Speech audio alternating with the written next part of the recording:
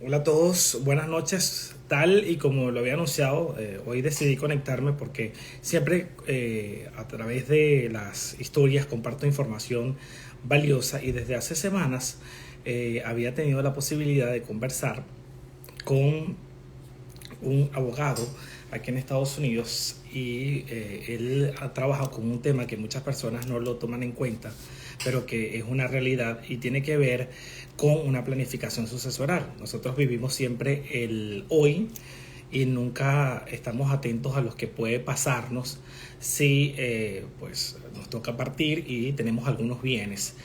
Aquí en Estados Unidos eso es un proceso muy complicado y por eso el doctor Ángel Martínez, un abogado de aquí del sur de la Florida, acreditado también en el Bar de la Florida, va a revelar estos temas que son importantes porque usted debe saber qué tiene que hacer o puede hacer en caso de que una situación de este tipo pase.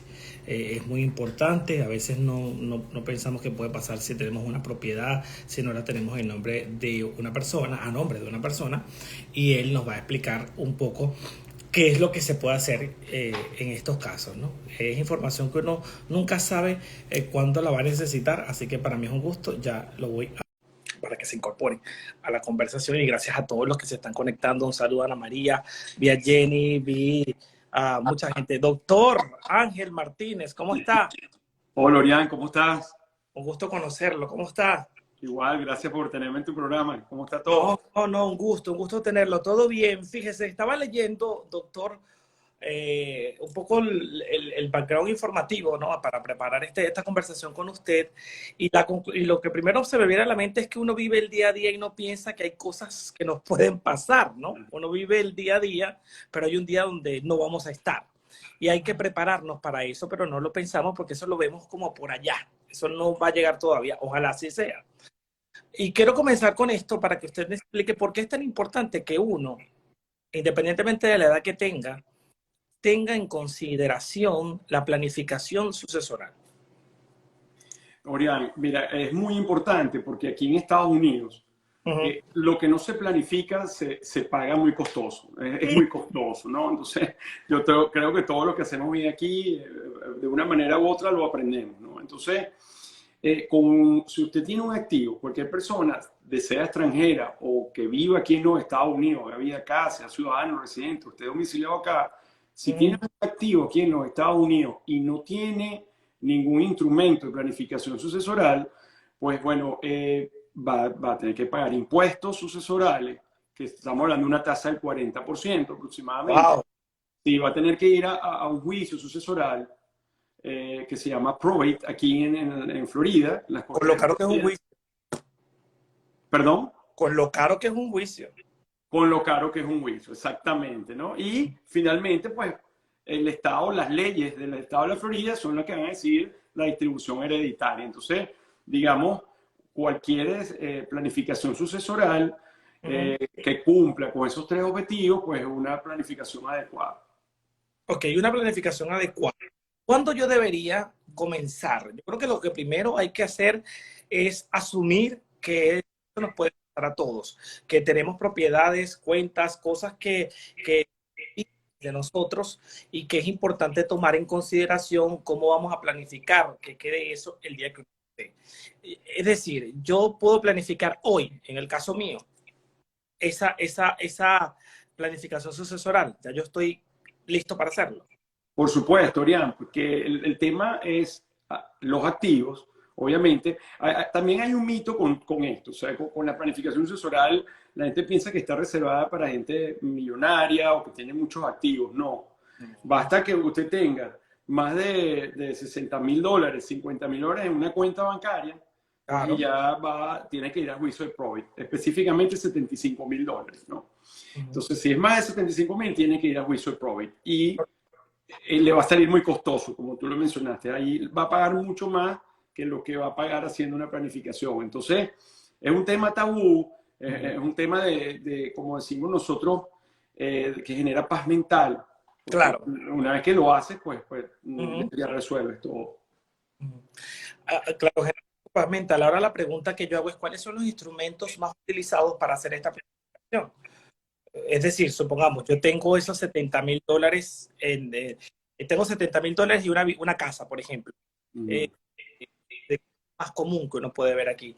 ¿Qué instrumento debería utilizar yo para proteger esto en caso de que yo no esté? Bueno, agradezco tu pregunta. Hay varios.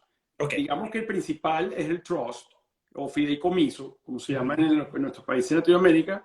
Y mediante ese documento, en el trust, tú esquivas o evitas el probate, el juicio sucesoral, aquí en la Corte de Florida, y ahí dejas todas tus disposiciones testamentarias. Ok. Tú, en el caso tuyo, Orián, tú eres el dueño de tu trust, eres el administrador de tu trust y, no, y mientras vivas eres el beneficiario de todos los activos que estén en ese trust y cuando tú no estás, nombras los beneficiarios que tú quieras, que tú desees, tus hijos, tus padres, tus hermanos, tu novia, quien tú quieras, ¿no? Perfecto. Ahora tengo la decisión en mis manos de a través del fideicomiso decidir qué va a pasar con esos bienes una vez yo no. Correcto. Otro instrumento Vale. importante es el testamento. Ujú. El testamento o will, que no evita el probate, no lo evita, esa es la gran diferencia con el trust, porque el testamento, y además le dejas a tus seres queridos de una vez, le dices, mira, a fulano le quiero dejar $10,000 o la casa. En el Ujú. cambio, en el trust, tú puedes fijar condiciones de administrar. No quiero que vendan la casa todavía, que la renten, o sea, con el trust se puede hacer más cosas, pero también el testamento es un instrumento muy válido y Ujú. digamos, es como parte del paquete, porque no todo el mundo tiene acceso a hacer a lo mejor una planificación completa y bueno, empieza por el testamento o el will que llaman. Y lo otro, Orián, es que no todo el tiempo se hacen planificaciones con fines de fallecimiento, también hay incapacidad, Claro.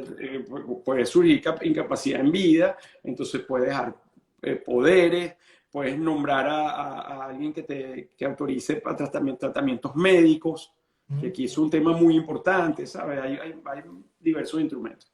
Yo veo que también en la comunidad hispana hay como un importante número de casos de gente que no se da cuenta de la importancia de tomar este tipo de medidas y lo va dejando con el tiempo, ¿no? Bueno, te sorprenderás que más del 90% de la gente que nos consulta no conoce las consecuencias de no tener una planificación sucesoral adecuada. Es increíble. Es increíble. Pero es que cuando uno habla en cifras, la gente, pues, es para mí el termómetro más sensible para la gente, sobre todo en tiempos donde la economía enfrenta un panorama complicado como en estos momentos. Ujú. Hay un juicio para entender la magnitud de lo que significa este proceso. Esto tiene dos cosas que me parecen interesantes, son tiempo y dinero. Las dos cosas que uno muchas veces en este país no puede perder. ¿Cuánto cuesta a una persona un juicio para que la gente tenga idea de lo que representaría ir a ese proceso si uno no hace la planificación? Mira, te voy a poner un ejemplo. Como dijiste tú, la cotidianidad, o sea, lo que pasa día a día. A nosotros, en nuestra firma, todos los días nos llegan casos y, por ejemplo, en estos días un caso, un señor que falleció en Valencia, en Venezuela, en el estado Carabobo, tenía una cuenta con un saldo importante aquí. Eso fue empezando la pandemia. Él solito en la cuenta, el único titular, y se tardó 2 años la corte en ordenar la distribución a los 3 hijos, hijos adultos que vivían en Italia, los tres, ¿sabes? Entonces, 2 años, Orián, 2 años, y estamos hablando de costos de más o menos el 5%, entre el 5 y el 8% cobran las firmas de honorarios sobre el activo. Pues. En cambio, una planificación no se cobra sobre el activo, ¿no? O sea, se Ah, cobra sobre la planificación. es interesante eso, porque entonces esa planificación no tiene nada que ver. Yo puedo tener $200,000, pero no se va a hacer en base a ese bien o a lo que es mi capital en este caso, ¿no? Correcto, porque es el trabajo. A veces, Orián, hay familias que tienen activos bajos, bajitos, que los quieren proteger, pero su familia está es complicada, ¿no? Tiene un señor que tiene 3, 4 matrimonios, tiene 5 hijos en diferentes matrimonios. Complica todo, ¿no? ¿Perdón? Eso complica todo, ¿no? Claro. En estos días se presentó ¿Qué un pasa? caso Además no estamos revelando nada de la persona. O sea, son casos que usted le llega y que al final siguen siendo anónimos. ¿Qué fue lo que pasó?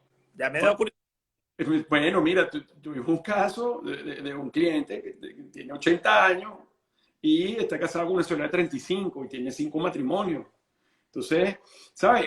Pero bueno, el señor está enamorado y tiene derechos, Oriana, pero el tema es que no es lo mismo. Y cara es porque complica una situación. Claro, claro que sí. Entonces, no solamente, por eso insistimos en que esto no es un tema de gente con dinero, con mucho dinero, es un tema de que a tus seres queridos tú le dejes todo arreglado, que no peleen después que tú te vayas, ¿no? Y sobre todo, que no conviertas al fisco en socio de tus seres queridos, ¿no? O sea, porque... Ganar de todo, ¿no? Porque si uno planifica, realmente termina siendo el Correcto. con tu familia. Otra pregunta que mucha gente se hace es si mi estatus migratorio me impide tomar decisiones de planificación. Porque, bueno, el tema migratorio es otro tema de mucha gente duda si tengo que hacerlo, si no. ¿Qué se hace en estos casos? Sí, mira, es independientemente del estatus migratorio. La Constitución de los Estados Unidos garantiza el debido proceso a las personas. Obviamente, yo no me voy a meter en el tema netamente migratorio porque en la Corte Suprema hay una sentencia que criminaliza a la gente que está ilegal en el país, pero aún así, cualquier persona que haya vivido aquí en los Estados Unidos, que Okay. tenga más de 183 días viviendo aquí, Orián, en el Okay. mismo año se convierte en contribuyente fiscal Okay. de los Estados Unidos y en consecuencia, pues vienen los beneficios y las obligaciones pues, que tiene cualquier ciudadano. Toma tu tomate y paga lo que debes. Toma tu tomate. Tienes asilo, pasaste más de 183 aquí, tienes que declarar tu impuesto y si fallece, bueno, tienes también una ventaja que no la he mencionado, o sea, a los que están domiciliados aquí, son ciudadanos residentes, tienen una exención de 12.060.000 dólares de impuestos sucesorales. Wow. En cambio, los extranjeros, los que tienen activos aquí y viven fuera de Estados Unidos, son los 60.000 dólares. Mira la diferencia. Es brutal. Sí. Entonces el estatus migratorio no imposibilita que pueda hacer la planificación tomando en cuenta que tengo unos ingresos en Estados Unidos. Correcto. Ok.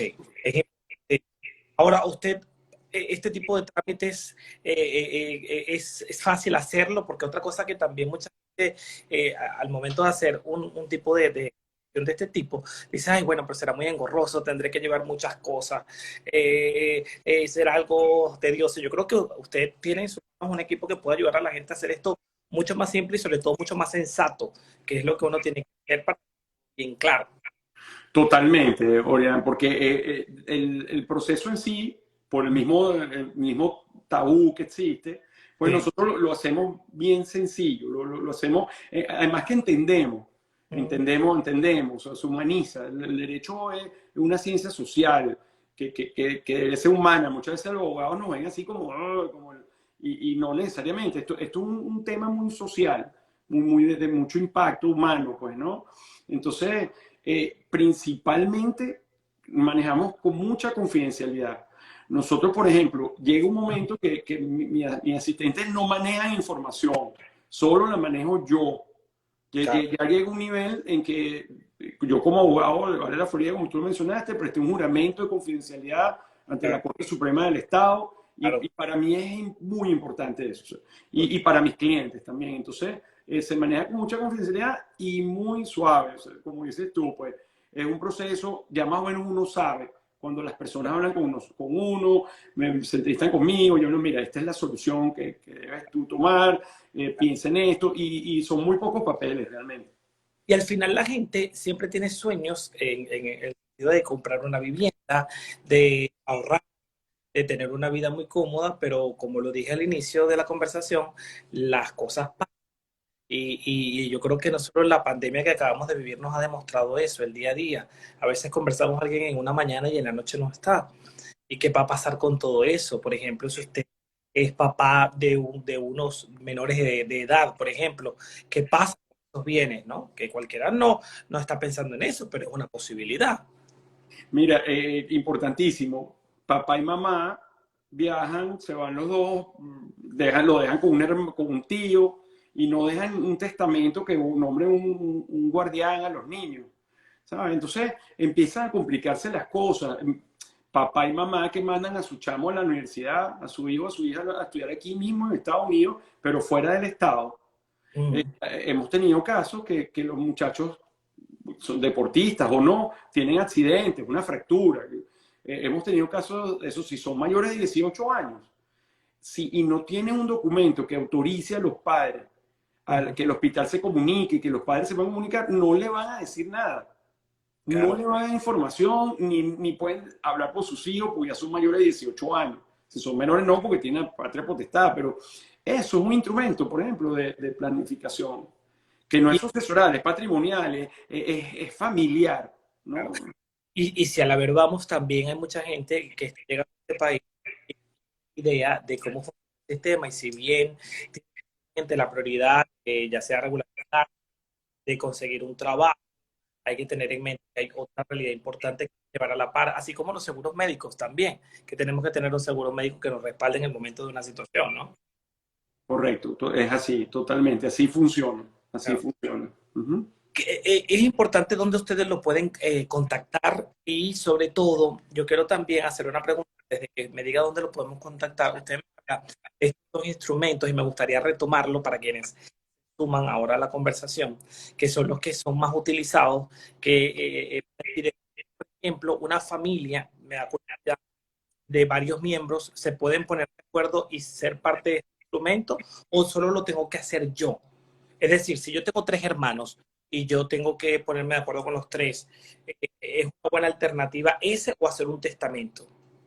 El trust, no, definitivamente la mejor alternativa siempre va a ser el trust, porque, y lo hemos hecho con hermanos, por ejemplo. Ok, Hermanos, están los tres hermanos, vienen heredando de sus padres y el padre del abuelo, vienen y se ponen de acuerdo y dicen, bueno, mira, los activos que heredamos, las compañías de nuestros padres que siguen funcionando y nosotros la estamos corriendo, o la cuenta bancaria, va a seguir administrándose 33% cada uno, inclusive si alguno de nosotros no está, nuestros hijos, ok. o por estirpe, lo llaman Ahora, aquí, entonces eso es importante. doctor, si una persona, por ejemplo, no tiene propiedades tan, digamos, o un capital tan extenso de mil, pues, son ahorros al final de toda la vida, sean 20.000. ¿Qué opción tengo recomendable? ¿Sigue siendo también ese trust o fideicomiso la opción? No un testamento, que es un documento más sencillo, que no te evita el probate, pero hace que el Estado no decida por ti, las leyes no deciden por ti, baja el juicio se hace más rápido, Ok. porque el juez va a tener la guía, el juez no va a poder en la corte, no le va a dar chance al juez de que interprete nada, simplemente Orián hizo su Ah, testamento y yo quiero que le quede mis cosas a tal persona. Exactamente. Entonces, el procedimiento de probate se hace más expedito, inclusive menos costoso.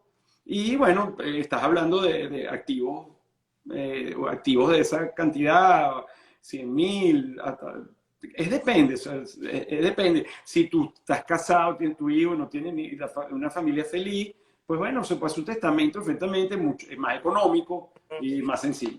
Ujú. El tema, usted es abogado nacido en Venezuela, yo también vengo de Venezuela, hice un proceso así en Venezuela y creo lo saco, lo recuerdo porque es el paso del tiempo, muchas veces cuando hago este proceso se puede perder, digamos, el valor de lo que tengo, eso muchas veces le preocupa a la gente. En el caso de Estados Unidos, cuando ya todo está claro, ya sea en ese fideicomiso, o en ese testamento, desde el momento en que yo decido iniciar mi proceso, es decir, la persona ya fallece, yo voy con mi documento a donde mi abogado, al momento que ya tengo acceso a los bienes.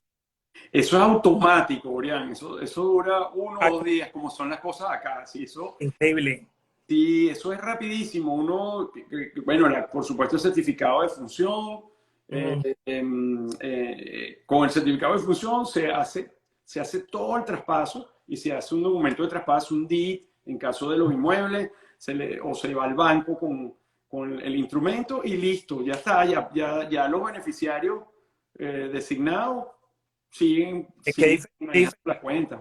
el acuerdo que tengo es de un proceso engorroso de varios meses, y al final cuesta resolverlo. Pero qué bien, por ejemplo, fíjese el beneficio de tener alguno de los dos instrumentos que permite automáticamente, en caso de una situación donde, por ejemplo, hay que pagar unas cuentas, la persona que se fue dejó una deuda que hay que hacer inmediatamente. Bueno, con ese documento ya yo tengo acceso rapidito a los bienes que los necesito para resolver una cosa u la otra, ¿no?